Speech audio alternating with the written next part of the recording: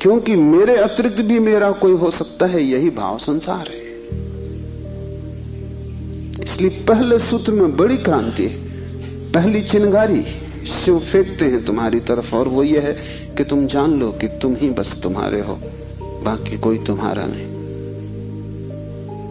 इससे बड़ा विषाद मन को पकड़ेगा, क्योंकि तुमने दूसरों के साथ बड़े संबंध बना रखे, बड़े सपने संजो रखे, दूसरों के साथ तुम्हारी बड़ी आशाएं जुड़ी हैं। मां देख रही है कि बेटा बड़ा होगा, बड़ी आशाएं जुड़ी हैं।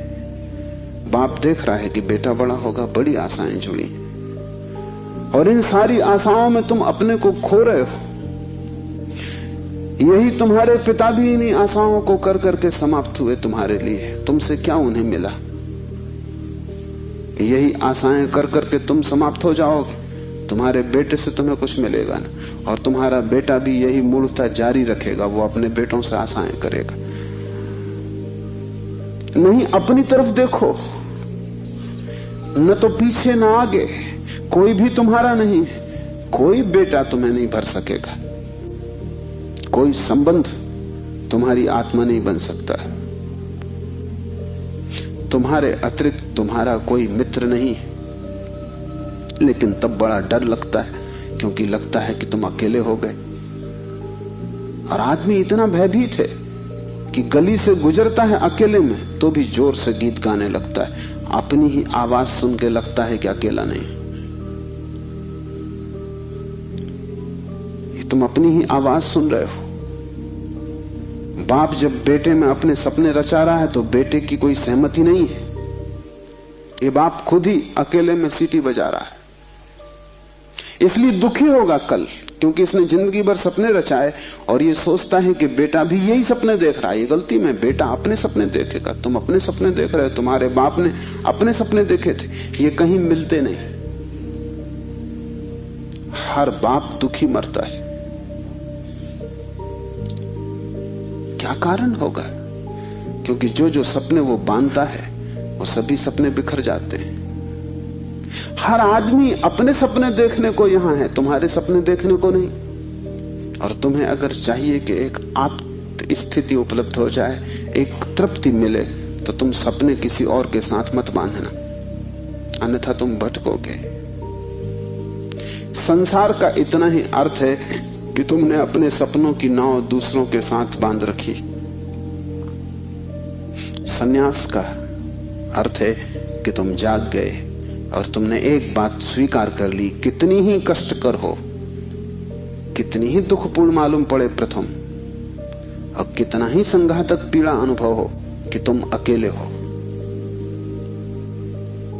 सब संग साथ झूठा है। इसका यह अर्थ नहीं कि तुम भाग जाओ हिमालय, क्योंकि जो हिमालय की तरफ भाग रहा है उसे अभी संग साथ सार्थक है, झूठा नहीं हुआ। क्योंकि जो चीज झूठ हो गई उससे भागने में भी कोई सार्थकता नहीं। कोई भी सुबह जाग के भागता तो नहीं कि सपना झूठा है, भागूं इस घर से। सपना झूठा हो गया, बात खत्म हो गई, उसमें भागना क्या है? लेकिन एक आदमी है जो भाग रहा है पत्नी से, बच्चों से। इसका भागना बताता है, इसने सुन लिया होगा कि सपना झूठा है, लेकिन अभी इसे खुद पता नहीं चला।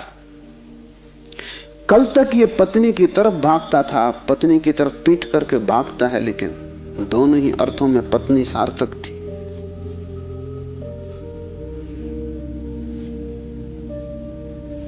एक जैन संत हुए, गणेश वर्णी। वर्षों पहले उन्होंने पत्नी त्याग दी। साधु पुरुष थे। कोई 20 वर्ष त्याग के बाद काशी में थे, तब खबर आई कि पत्नी मर गई। उनके मुंह से जो वचन निकला वो याद रख लेने जैसा है। उन्होंने कहा, चलो झंझट मिटी। उनके भक्तों ने इस वचन का अर्थ लिया कि बड़ी वीतरागता है। थोड़ा सोचो, तो साफ हो जाएगा कि वीतरागता बिल्कुल नहीं। क्योंकि जिस पत्नी को 20 साल पहले छोड़ दिया उसकी झंझट अभी कायम थी, तो ही मिट सकती है।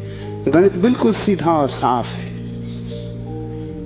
ये पत्नी जो 20 साल पहले छोड़ दी, किसी न किसी तरह छाया की तरह पीछे चल रही होगी, ये मन में कहीं सवार होगी। इसका उपद्रव कायम था। 20 साल भी इसके उपद्रव को मिटा नहीं पाए थे छोड़ने के बाद। ये मन सतत सोचता रहा होगा, पक्ष में विपक्ष में। पत्नी के मरने पर यह वचन कि चलो झंझट मिटी, पत्नी के संबंध में कुछ भी नहीं बताते, सिर्फ पति के संबंध में बताते कि आदमी भाग तो गया छोड़कर, लेकिन छोड़ ना पाया।